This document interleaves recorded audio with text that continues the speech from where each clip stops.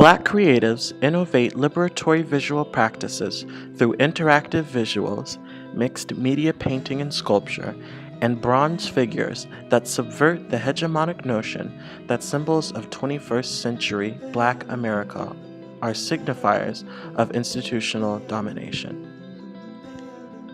Hank Willis Thomas's 2014 interactive mixed media visual, Two Little Prisoners, is constructed of a mirror and a life-sized image taken during the 1964 Watts riots of two young Black boys and a police officer.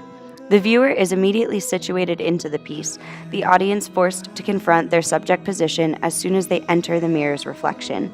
The piece transcends time. The superimposed photograph creates an intergenerational dialogue that puts the past in conversation with the present viewer. When looking at a photograph of the piece, it is difficult to determine where and on what the figures stand. In a network of intricate positionings, the mirror constructs infinite dynamic perspectives, and as a result, the grounding elements become contextual. This innovative visual tool frees the figures from any institutional plane in which the police uniform and the registry number would hold any relevance.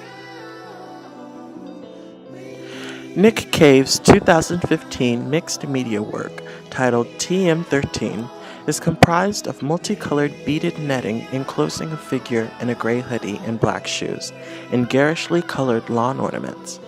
The garden decorations, an angel, Santa Claus, a teddy bear, and a garden gnome, are visually connected to the netting through their coloring, and in stark contrast to the monochromatic palette of the figure. The beaded web and garden objects attempt to contextualize the figure in the ignorance, values, and innocence of childhood, as well as under interwoven systems of domination. Yet the figure's black shoe sticks out from under the netting, interrupting the colorful boundary of the enclosure.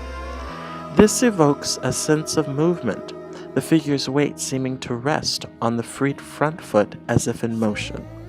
This subverts the hegemonic notion that the hoodie is a symbol of threat and the institutions that strive to immobilize the Black body. Instead, the foot, like the hoodie in its grayscale coloring, acts as the means by which the figure can become liberated from a netting of interwoven institutional systems of domination. Raise Up, Hank Willis Thomas's 2013 sculpture, features a collection of 10 bronze figures.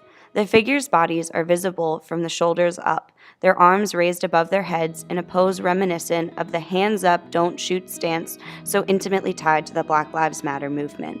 The bronze figures appear as dark flowers, entities rising out of strange, glassy, white soil. The figures are constructed to face away from viewers, their focus elsewhere. This intentional orientation of directional sight redefines the focus of Black figures in encounters with law enforcement. Their gaze is on the liberatory act of transcending white spaces. The figures are all bald, blurring lines of gender and masculinity without hair as an indicator.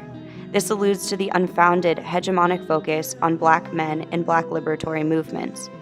This piece reconstructs the role of gender and masculinity in Black liberation, redefining it as the intersection of many persons.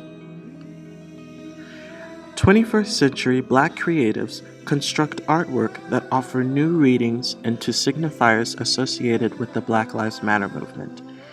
Intricate networks of dynamic perspective, delineation of pigments to represent interruption of boundaries and movement, and manipulation of directional sight subvert systems of domination and their readings of Black signifiers.